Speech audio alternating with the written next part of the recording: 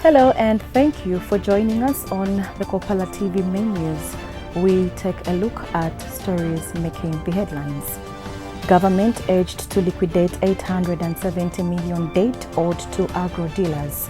Zambia to benefit from Brexit. Kantashi lawmaker empowers over 100 women. And Chilubi residents ready to go to the polls. Join me with details after this.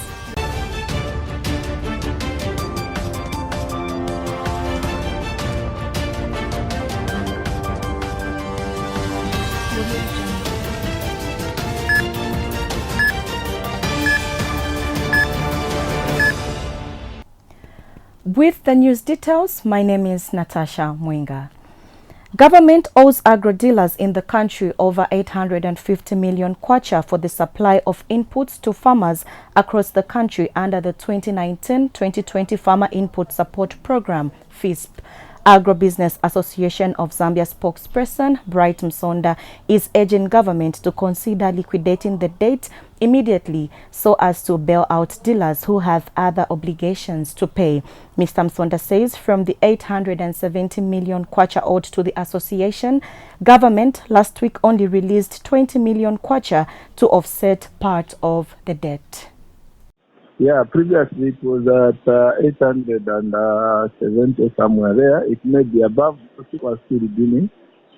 And last week they released the said amount, and agro dealers have received for this current season.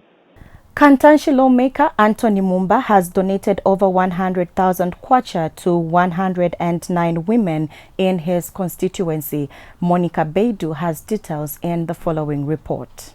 Parliament last December adjourned Sindai, and the House of Representatives is scheduled to resume business in a couple of days. Most lawmakers are either visiting their constituencies or attending committee meetings at the National Assembly.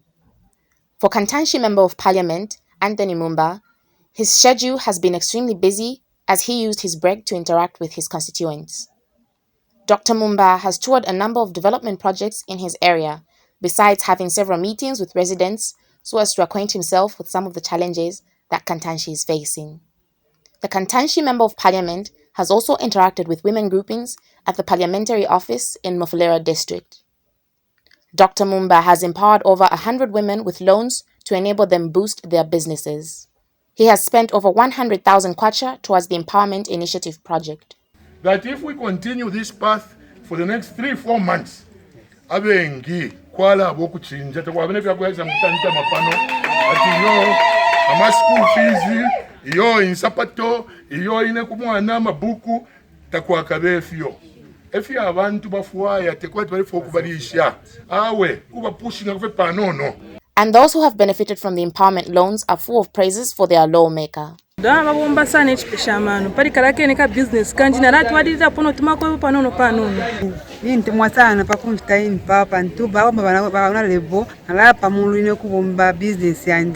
Kantanshi lawmaker plans to empower 500 women in his constituency with loans. Monica Beidu, Kopala TV News in Mufulira. Economist Collins Mudenda says Zambia will enormously benefit from the exit by the United Kingdom from the European Union.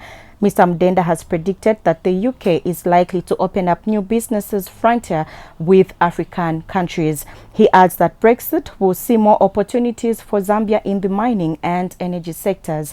The UK last week exited from the EU after a 3-year political impasse that brought about political error and trial in that country. The UK had initially been part of the EU for 47 years. They have the certain interest, and the best interest that they normally have is the natural resources. And so we could be able to see how we can attract big investors or big investments into natural resources that may be very useful to the government as well as the economy.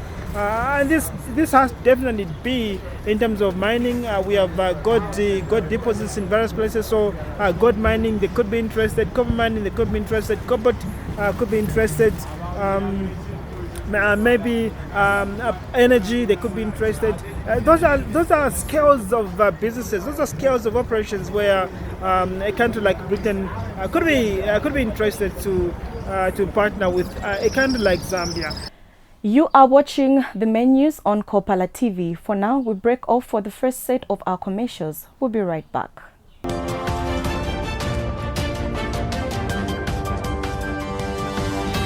Samaria Limited is a versatile company dedicated to meeting every need any of our customers may have.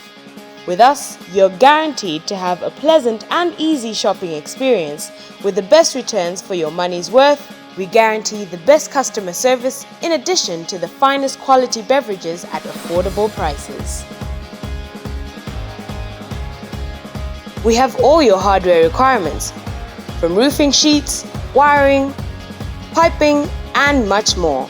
At Samaria Limited, we believe in good workmanship. Working well with one another is what gets our job done. Stationery is an essential. Whether it's a pencil for your personal drawings and designs, or a roll of paper for the company printer, we've got you covered. We stock various brands simply for your preference. We have an Airtel booth within our premises with airtime ready and available for all customers. We also offer Airtel Money services for easy money transactions and efficient clerks to attend to you, ensuring a fast and smooth procedure. If you're in need of any electronics, our store should be your go-to. With appliances ranging from household specifics to industrial commodities such as generators and inverters, if you need it, we have it. Our wholesale store stocks the best quality in food and other products, including cleaning necessities. And above all, our affordable prices ensure that you know how much we value you. You can find Samaria Limited along President Avenue North, opposite Zambia Railways in Dola, or call us on 0212 613 336 or 0212 619 992. Samaria Limited, your one-stop center for all you need. Looking for an opportunity to grow your business? Well, Kopala TV has good news for all small-scale businesses. You can now advertise on Kopala TV's Makwebo. Bonseba na mayo na bashtata. Iseni mulangishe amakwebo yenu pamutengo uachepa nga 100 kwacha. Yes, you heard right. For as low as 100 kwacha, your business will get its peak. Whatever the business, we will advertise. All you need to do is send a text of what your business offers, indicating the name, location, and contact details to the number below. Payment for the advertising spot can be made through MTN mobile money on the number down below. Makwebo, make your business known.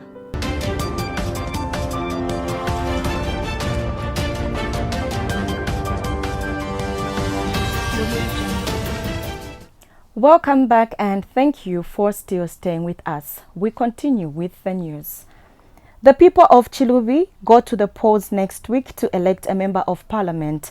Chilubi constituency that has over 49,000 registered voters has a myriad of development challenges. Residents Kopala TV News has spoken to want the new lawmaker for Chilubi to lobby for development on the island that has not seen any meaningful development for years. Details are in the following report. This is Chilubi district of Northern Province. It shares boundaries with Ruingu district in the north, Kasama district in the east, and Pika district in the west and south. The area is endowed with several water bodies, numerous rivers and lagoons, and Lake Bangweulu shared with Ruingu and Samfya.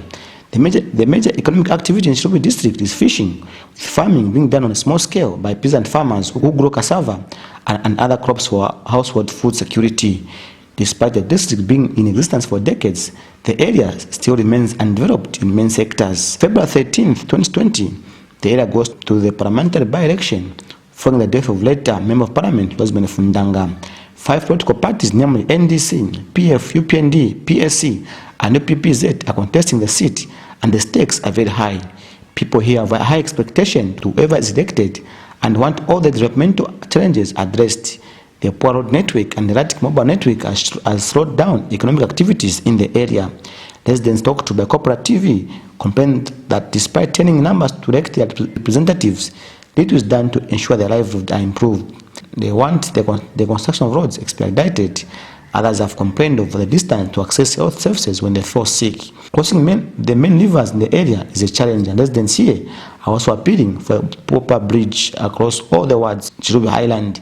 The people here say interest levels in the district are high because schools are underutilized due to distance and lack of boarding facilities, which puts the girl child at risk. They have since called for the expansion of schools and construction of new ones to increase the enrollment levels. It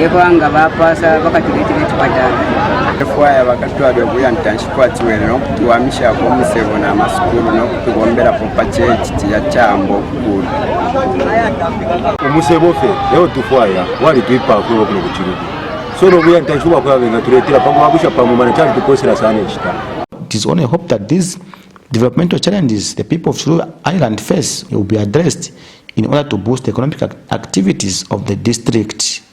Reporting Chirubi Island for Kopala TV, I'm Lovely Kayombo. The Electoral Commission of Zambia, ECZ, has announced that prisoners will be allowed to vote in the August 2021 general elections. However, this pronouncement has been received with mixed reactions by political groupings and civil society groupings. Diana Kafwala gives us details in this report. On Friday last week, Electoral Commission of Zambia, ECZ, made a public pronouncement indicating that prisoners will be allowed to vote in the 2021 general elections. According to ECZ Chief Electoral Officer Patrick Shindano, the move to allow inmates to vote in next year's poll follows a court verdict between Godfrey Malembeka and the Attorney General. According to the verdict, the High Court has ruled that prisoners' rights to vote should be upheld. Mr. Shindano said in this regard, the Commission was working on ways and means to facilitate inmates' participation in the vote. However, the Opposition All People's Congress (APC) says allowing restricted persons and confined persons to take part in voting is desperation gone too far. Is on what basis will prisoners base on casting their vote? Because information, access to information, is crucial for anyone voter to vote. But with inmates who are excluded from the everyday life, and they do not have access to information. So the legitimate question we're asking our colleagues who are insisting that inmates should be part and parcel of the voting system in 2021 is, on what basis will prisoners base the argument? The opposition Republican Progressive Party RPP has urged the ECZ chief to consider vacating office following pronouncements that the ECZ has started making modalities allowing inmates to vote in the 2021 elections. I can confirm that we have organized a demonstration against the Electoral Commission of Zambia Director, Mr. Patrick Shindano, which is going to take place on the 7th of February, which is this coming Friday. We are advising the police not to interfere in this peaceful demonstration, which is in support of democracy. Patrick Shindano has come at a very, very fast pace in which is handling Electoral Commission of Zambia affairs, and most of his decisions, according to us. However, the Anti-Voter Apathy Project, AVAP, has welcomed the move. Yes, as the Anti-Voter Apathy Project, we want to commend that yes, the Commission should be able to undertake that process where the prisoners need to vote, because this was a ruling, a court ruling, which was taken to court by Priska, and the court ruled in favor of Priska. Stakeholders feel that allowing inmates to vote will be a recipe for vote buying. They further contend that it will be the most unlikely that opposition political parties will be allowed to visit prisons to campaign. They further contend that it will be most unlikely that opposition political parties will be allowed to visit prisons to campaign. Diana Kafwala, Kopala TV News, Kitwe. PF Chilubi constituency campaign manager Chitalu Chilufya is optimistic that the governing party will scoop the seat with a landslide victory in next week's crucial poll. Kopala TV will on Wednesday this week air a special report on Chilubi. Details are in the following report. PF campaign manager in the Chilubi parliamentary by-election, Dr. Chitalu Chilufya says the district has continued to receive massive infrastructure development under the PF government.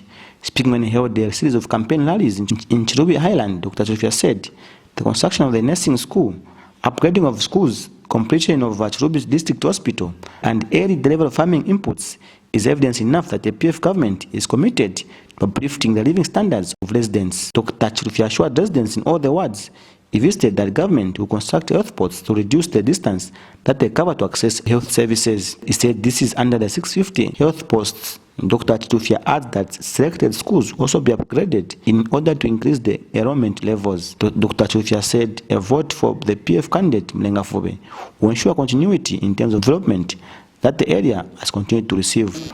Banaba mayo ba Rosaria abatushile kuri milimo imubambirepo otufire twatwalirapo pafu abantu lelo natwabikapo umwana w'abalungu Fube ala twalira palapa shilire ba Rosaria. Reporting for Kopala TV in Chilubi Island, I'm Lavi Kayombo. Meanwhile, opposition NDC candidate Henry Kalenga has predicted victory in next week's parliamentary by-elections. Campaigns across Chilubi constituency in the northern province have heightened. All the 5 contesting political groupings are holding last-minute campaign rallies across the vast island that shares its boundaries with 3 regions, namely Luapula, Northern and Muchinga provinces. The opposition NDC, through its candidate Henry Kalenga, has held a campaign rally in Kateshi village across Chilubi Island. Although the island is hard to reach, political groupings fighting for the seat seem not to be bothered. Their main preoccupation at the moment is to secure the vote. The NDC candidate has canvassed for votes in Kateshi. Kateshi village has a total number of 609 registered voters, and it takes 8 hours by boat to reach the swampy area. Well, the ECC has not done much, in a sense that the playing field seems to favor more the government than the opposition.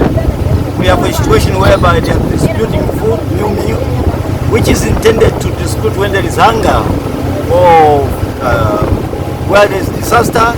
There is not this disaster in Chilubi to warrant the government distributing food to the electorate. Mr. Kalenga's campaign message is centered on development. You know what PF if you are allied, you have a Chilubi, Tababa Chitila. Abana be school, Ababa Santila school. But they have a text you. Kuchetina Chinanga Valley to Temakuti Valley Kavana, Vesuvale Kalapanch of Makunganda.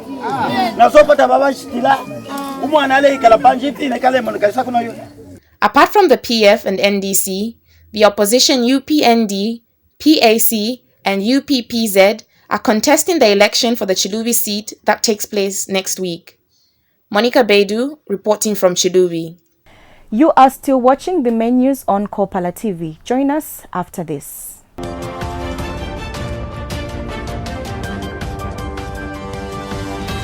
Samaria Limited is a versatile company dedicated to meeting every need any of our customers may have.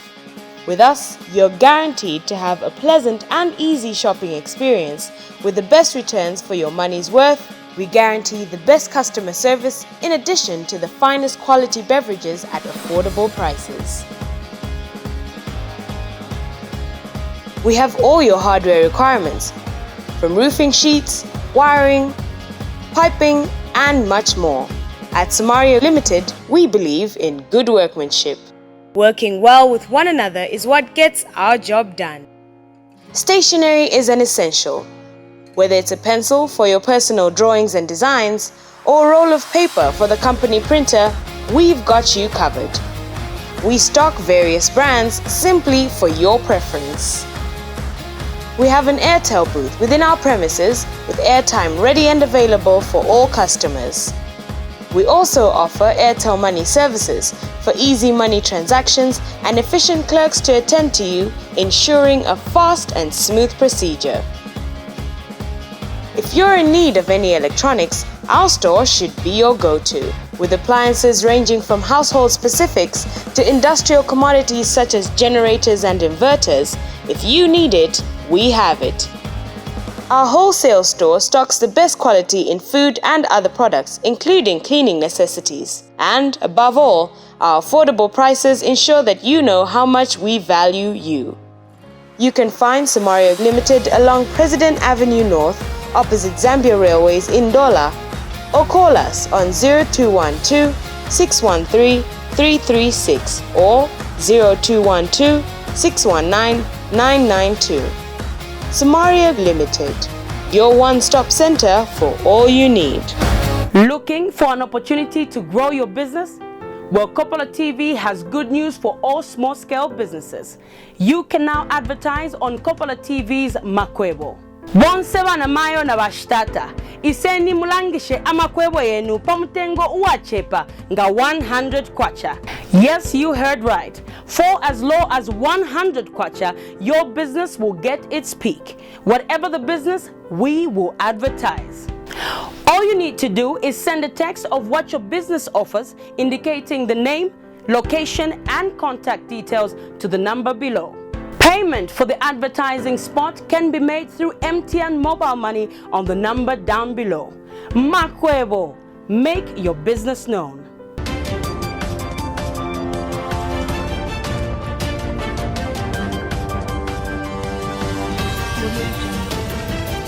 Welcome back, and now for the rest of the news. In foreign news, 4 Turkish soldiers and 9 injured by Syrian government shelling, as reported by the Turkish Defense Ministry. According to the United Nations, UN, 390,000 people fled their homes last week due to the same. We monitored Al Jazeera to get more details. Well, yes, Turkish military has been sending reinforcements to Idlib for the last couple of days, and it was intensified yesterday as Turkey was planning to establish a military post, an observation post around Sarakab area, because as the Syrian government advanced from south to north in Idlib, 3 of the 12 Turkish military observation posts are currently being surrounded by the Syrian government forces, and the displacement is ongoing. That's why the aim of the new military post was to stop Syrian government, advance towards western Aleppo, mainly to the Sarakab, to the area of Sarakab, where there are Syrian civilians. So yesterday we have witnessed that Turkish convoys, Turkish reinforcements have been attacked by the Syrian government factions, which are mainly the Shia militia groups, as the military calls them. But in the early morning hours, it seems there are 4 Turkish soldiers that have been killed. This is a first because since the Astana agreement, this never happened. Yes, Turkish military posts have been harassed by the Syrian government factions, the Shia fighter groups. Yes, Turkish convoys have been attacked by the same groups before, and Turkey retaliated in the same scale, but it seems this morning was something different. And let's not forget, everything is happening despite the Astana and Sochi peace process that was signed under the guarantorship of Russia and Iran. I have spoken to some military sources early in the morning, and they were stunned as well. It seems the Syrian government is now trying to push the opposition for a military solution rather than a political solution that has been transferred to Geneva process. You know, currently there is a committee, at least 150 members are there. They are trying to write a new constitution of Syria, which will allow all citizens of Syria the same rights. But many now argue that the Syrian government is not abiding by this, is not actually supporting the constitutional court process. Of course, this incident is very important because Turkey and Russia has been on the same page inside Syria for a while, despite bilateral political and diplomatic crises like shutting down both sides, each other's jets inside over Syria. But now people are afraid whether Russia and Turkey will confront each other, or Turkish army will directly confront Syrian army, which could be named a real war that time. Because so far, all the harassments came through the Shia fighter groups, which were under control of the Syrian government. The Syrian government has never directly attacked the Turkish army. But we know that as the Syrian government has advanced inside Syria and has gained back its territories from the Syrian opposition-held areas and other areas, and now they are pushing Turkey to evacuate the military posts in the de-escalation zone, which is Idlib. And let's not forget, Turkey is in the de-escalation zone with 12 military observation posts upon the request of the Syrian government and under the mediation of Russia. And Turkey says, you invited me here, why should I leave right now? Unless there is a real political solution with the Syrian opposition. And also, this goes the same way for the other territories that are under the control of the Syrian opposition, which is backed by the Turkish army. That is called olive branch areas and other areas. So now it is a risk that those areas are going to be destabilized. But of course, President Erdogan is going to fly to Ukraine today within a few hours, and he's expected to speak before his flight. So the messages that he's going to deliver before flying to Ukraine are going to be very important. Absolutely. Thank you so much for that. We'll have to leave it there for now. That's Sinem Koşioğlu there live from Istanbul. Thank you. The Gaza Strip in Palestine has suffered another blow as Israel has halted cement deliveries to the area. This will hamper 500 business permits and add to the dire conditions residents have been living in due to the 13-year-old law. Al Jazeera once again gives us details. And in sports news, Zambia's representatives, Zanaco Football Club, has qualified to the quarter-finals of the CAF Confederations Cup after they held RAS Berkane of Morocco in a game watched by hundreds of soccer fans across the African continent and beyond. The qualification by the Bankers to the CAF quarter-finals has cheered fans in Kitwe. We have details in this report.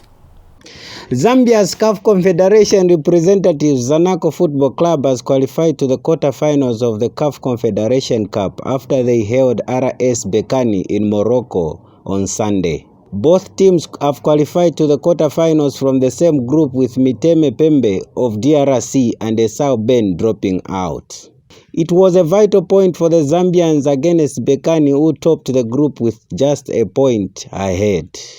Zanaco reached the quarterfinals ahead of the third-place Daring club Motema Pembe, who also have points, the same number as them. Oh, we are very, very proud of Zanaco. They are through to the quarterfinals. It isn't easy when you are playing North African teams. Zambian teams have always finding it difficult playing against North African teams, more especially the Arabs. So Zanaco made us very, very proud indeed.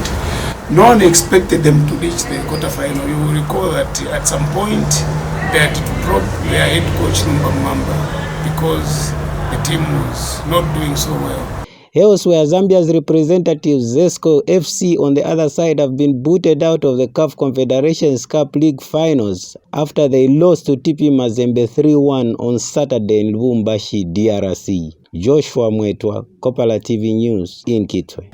And finally in sports, the Economic and Equity Party leader Chilufya Tayali says the impasse between the Football Association of Zambia FAZ and government over the running of sports in the country is unhealthy. Tayali says both FAZ and the Ministry of Sports should sit down and resolve any dispute between the two parties. And on that note, we come to the end of this news bulletin. But before we leave, we take a look at stories that made headlines once more. Government urged to liquidate 870 million debt owed to agro-dealers. Zambia to benefit from Brexit. Kantanshi lawmaker empowers over 100 women, and Chilubi residents ready to go to the polls. On behalf of the entire production team, my name is Natasha Mwinga. Stay blessed.